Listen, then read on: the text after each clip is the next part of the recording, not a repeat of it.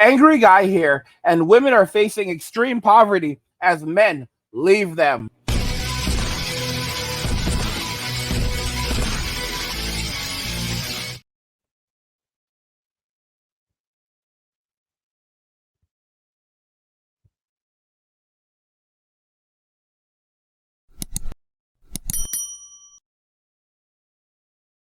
Women are facing extreme poverty as men leave them. Guys, help me get to 100,000 subscribers by hitting subscribe if you already haven't done it. Like the video and also turn on notifications so you'll always get notified whenever I put out a new video. And let's begin. So, women are facing extreme poverty as men leave them. Let's jump into the first video. This is going to be quite interesting. A radical idea from Victoria's Secret: stop using ugly people to sell underwear, Leo. Yeah, that's my side hustle, John. So Victoria's Secret has dropped feminist makeover after sales slump. It's dropping its feminist makeover and bringing back sexiness as it tries to reverse falling sales. So the company retired its traditional catwalks with its signature angels in 2018 and declared its aspiration to be the world's leading advocate for women.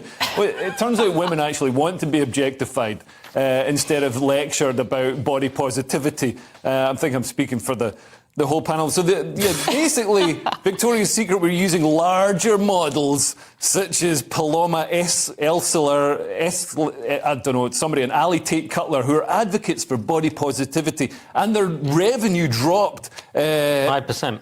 Yeah, dropped more than that over the 3 years from 2020. So this year, 6.2 billion.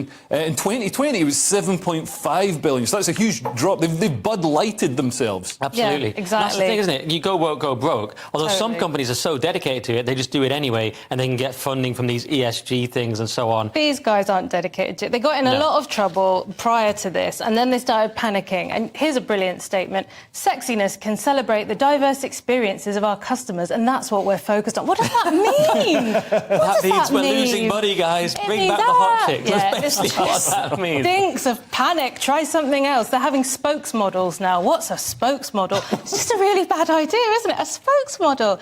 Yes. Fantastic. It's quite strange. It's a bit of confusion in the modern culture. It says executives now plan to prioritise sex appeal over female empowerment. We were told they were the same thing lots of times. Yeah, I thought sex work was work, and it was all totally up to me if I want to be really, really sexy. And I want to hear the political opinions of a lingerie model about as much as I want to see Gordon Brown in lingerie. Yeah. What's really funny is they're now trying to fudge it and sort of, we're still empowering. So they came up with this phrase: sexiness can be inclusive. I mean, what does that mean? It can't. It specifically can't. Not only does that not make sense, it's the exact opposite. If you think everyone's sexy, right. And they're not. It's not a place to be inclusive. You should be exclusive. We've all seen The Devil Wears Prada. The fashion industry is the least inclusive, most elitist industry, and that's what it's supposed to be. That's what it's about. It's supposed to be aspirational and a fantasy. Right.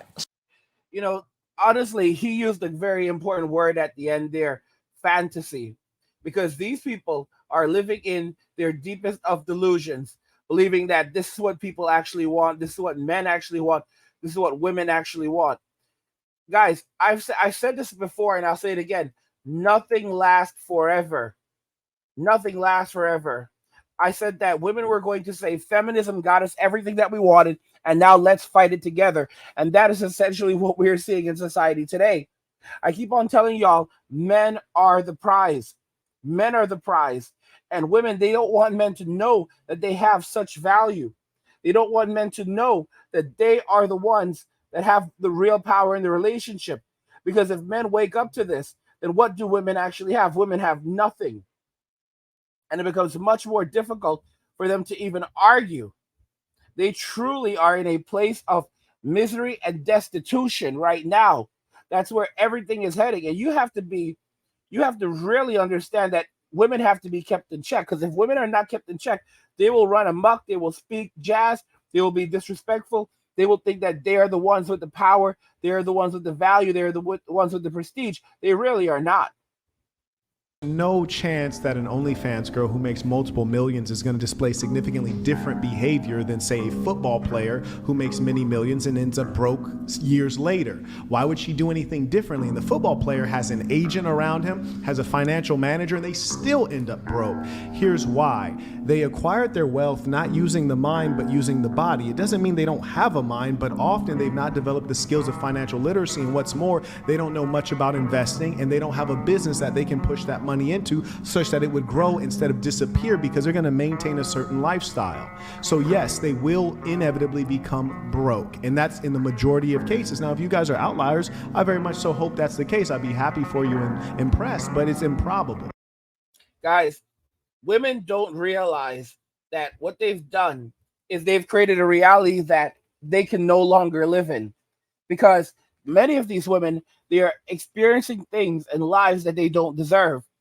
Being able to live these high quality lives, living like millionaires, sometimes like billionaires, because they burn this money out rapidly, living in a way that people who have substantial amounts of money don't even live. There's a lot of people who are worth 10 million, 20 million, 30 million dollars. There are a lot of billionaires who do not live extravagant lives because they know how easy it is to lose everything. They live within their means. And these women, they live like they live like they're on a whole other planet in terms of wealth. They think that they're queens and that they can live extravagantly.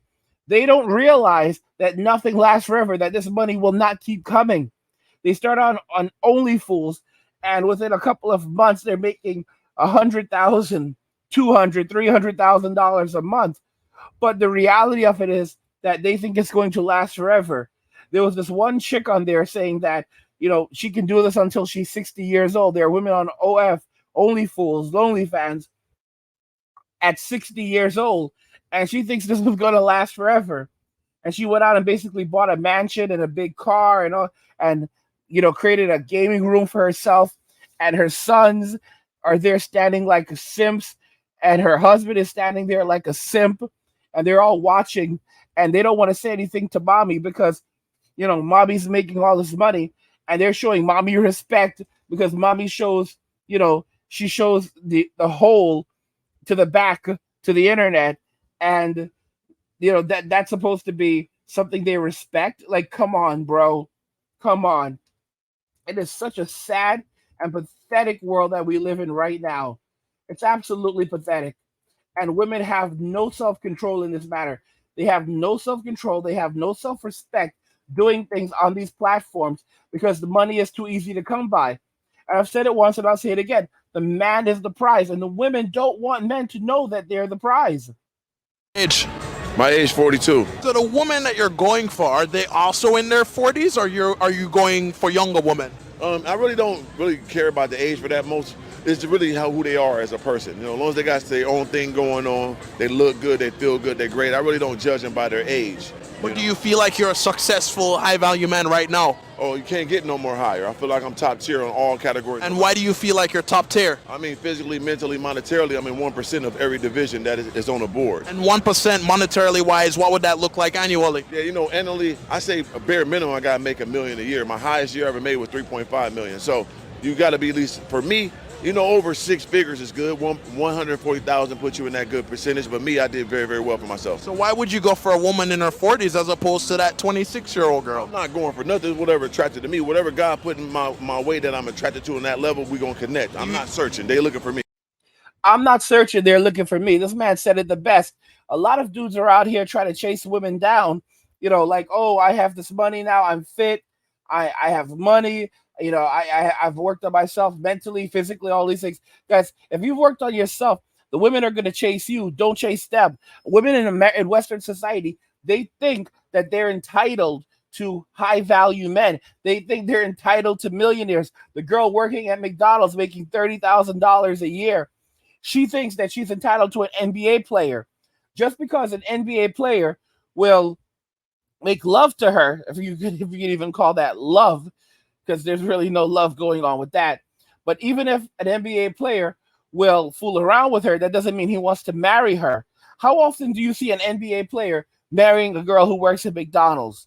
How often do you see an NBA player marrying one of these types of women? They don't. They usually either marry a woman that they've known for a long time, that they grew up with, or they marry a woman that's maybe in social media or has created a value for herself. And don't get me wrong, I hate social media personalities, but they're not going to marry some basic chick. And these days, every girl that's on social media thinks that she's like a social media star. She thinks that she's on The Bachelor. She can have it however she likes. And that's just not how life works. These women are going to be humbled.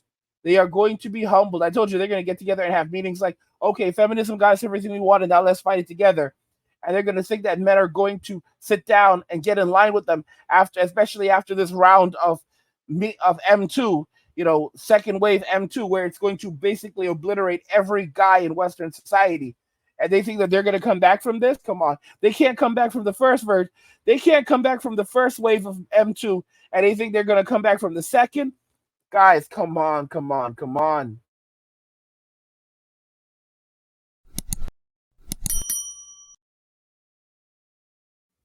Help me get to 100,000 subscribers by subscribing to the channel if you already haven't. Hit the like button and turn on notifications so YouTube will always send you a notification whenever I drop a new video. Guys, it will be so exciting to get up to 100, so help me do that.